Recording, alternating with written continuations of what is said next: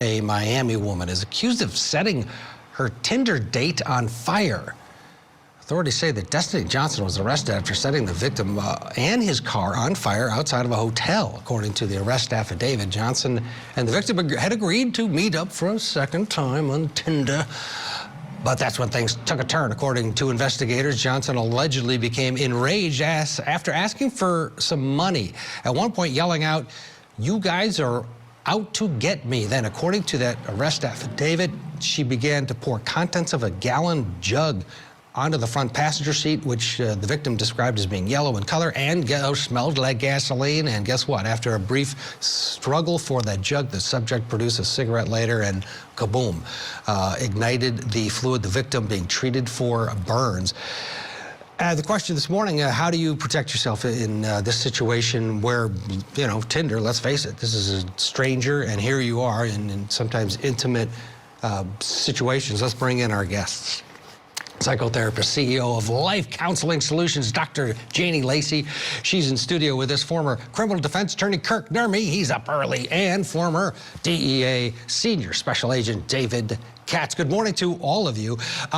David, I want to start with you. How concerned should people, it has just become sort of regular now. This is how you meet people. You get online, you meet someone, you swipe this way, and the next thing you know, you're with a stranger in some very strange situations.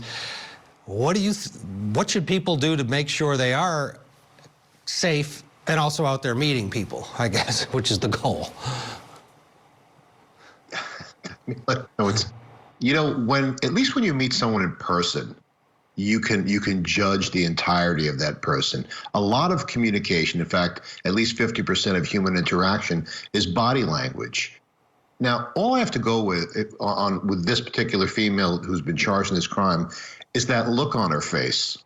So my first thought was, I don't know if the victim in this case actually saw the woman before they met up, but if I met someone like that with that look, I may not be thinking gasoline in my car, but I'm thinking, I'm probably not going to be interested in that person. But you're exactly right. You have to be so careful because the interaction, let's face it, this is a relatively new phase in human interaction, and we still don't know how to do it right.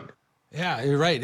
Kirk, the defense on this one, again, you look at the photo there could be some mental illness here, right? Looks like it. Yeah, it's possible. I don't think we can judge that just from the looks, but the actions and the conduct certainly lead to that as a possibility. So certainly, if you're the defense attorney in this case, that's immediately something you're going to want to do. Want to assess the mental health, want to assess her background, see what was going on here that escalated these things to this event. Because this was a second meeting, what went wrong, what happened, all those sort of things need to be looked at if you're the defense team in this case. Dr. Lacey, what's your prognosis? What happened here, do you think? We don't know a lot. First, I think there's a lot of things people can do to keep themselves safe, right? The first thing is they can do a lot of research. Even before you actually go meet someone, check out their social media, do the background checks, all those things. Be in a public place, tell someone exactly what you're going to be, right? So when we look at just this woman's reaction to what we know, obviously there's something going on. When there's this extreme reaction, there's a violence and potentially harming someone, that's not the norm of what will happen on a first date especially. So I think leading up to that, a lot of people can do a lot of extra steps to keep themselves safe because ultimately you are meeting a stranger. Right, but is there a natural kind of pull to meet crazy and get as close to crazy as we can on some level, from a human nature standpoint?